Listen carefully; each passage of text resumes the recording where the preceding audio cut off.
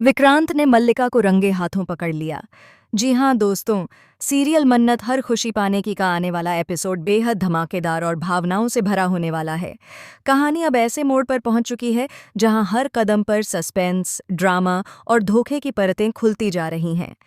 अब तक आपने देखा कि मल्लिका ने मन्नत को बार बार चोट पहुंचाने की कोशिश की। कभी घर से निकालने की चाल चली, कभी विक्रांत के दिल में जहर घोलने का प्रयास किया। लेकिन इस बार कहानी में जो होने वाला है वह पूरे घर का माहौल हिलाकर रख देगा।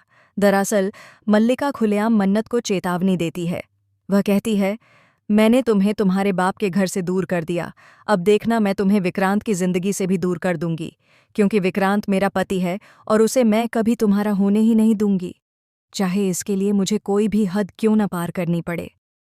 यह सुनकर मन्नत का दिल कांप उठता है, लेकिन वह टूटती नहीं। उसकी आंखों में दर्द के साथ साथ एक अटूट हिम्मत भी नजर आती है। मन्नत जानती है कि मल्लिका का मकसद सिर्फ उसे और विक्रांत को अलग करना नहीं बल्कि पूरे परिवार को तोड़ना है। लेकिन असली तूफान तब आता है जब दादाजी का अंतिम संस्कार और पिंडदान का दिन आता है। घर का हर सदस्य गम में डूबा हुआ होता है। वातावरण बेहद गंभीर होता है। सब लोग दादाजी को अंतिम विदाई देने की तैयारी में जुटे होते हैं। इसी मौके पर मन्नत ठान लेती है कि अब वह चुप नहीं बैठेगी।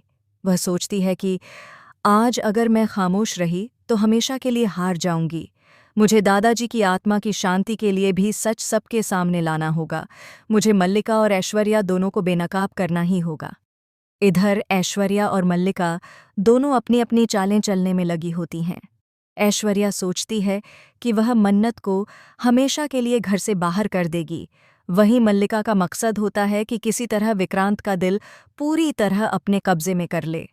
लेकिन ट्विस्ट तो तब आता है जब विक्रांत मन्नत का दर्द समझने लगता है। कई बार उसने मन्नत को रोते हुए देखा, टूटते हुए देखा। अब उसके दिल में भी सवाल उठते हैं कि आखिर मल्लिका की नीयत पर उसे भरोसा क्यों नहीं हो रहा। इसी दौरान एक ऐसा पल आता है जब विक्रांत खुद अपने सामने मल्लिका की सच्चाई देख लेता है। मल्लिका अपने हाथों से सबूत मिटाने की कोशिश करती है, लेकिन विक्रांत अचानक वहां पहुंच जाता है और उसे रंगे हाथों पकड़ लेता है।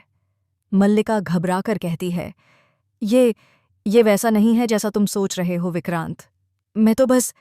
लेकिन विक्रांत उसकी आंखों में देखते ही सब समझ जाता है। वह गुस्से से मल्लिका का हाथ झटकते हुए कहता है, बस मल्लिका, बहुत हो गया। अब और झूठ मत बोलो। अब मैं तुम्हें बेनकाब करके रहूंगा। तुमने मुझे धोखा दिया है, मेरे परिवार को धोखा दिया है। इधर मन्नत दूर खड़ी सब सुन रही होती है। उसकी आंखों से आंसू बहते हैं, लेकिन इस बार ये आंसू दर्द के नहीं बल्कि सुकून के होते हैं, क्योंकि आखिरकार विक्रांत ने उसकी सच्चाई पर भरोसा करना शुरू कर दिया है। अब कहानी में एक और बड़ा खेल शुरू होता है। विक्रांत और मन्नत मिलकर प्लान बनाते हैं।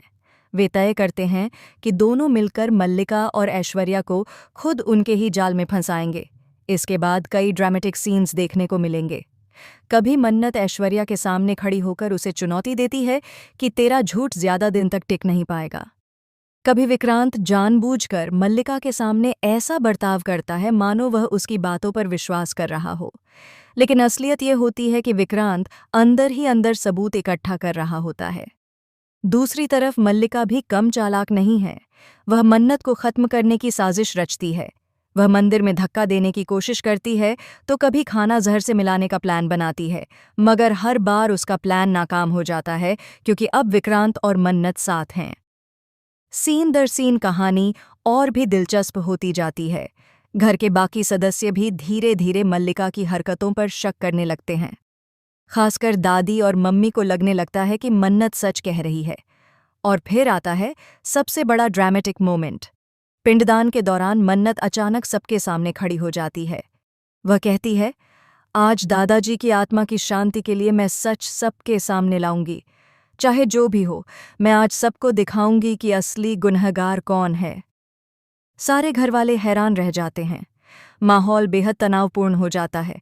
इसी दौरान विक्रांत भी मन्नत का हाथ पकड़ लेता है और कहता है, मन्नत अकेली नहीं है, मैं उसके साथ हूं और मैं सबको दिखाऊंगा कि कौन असली खलनायक है।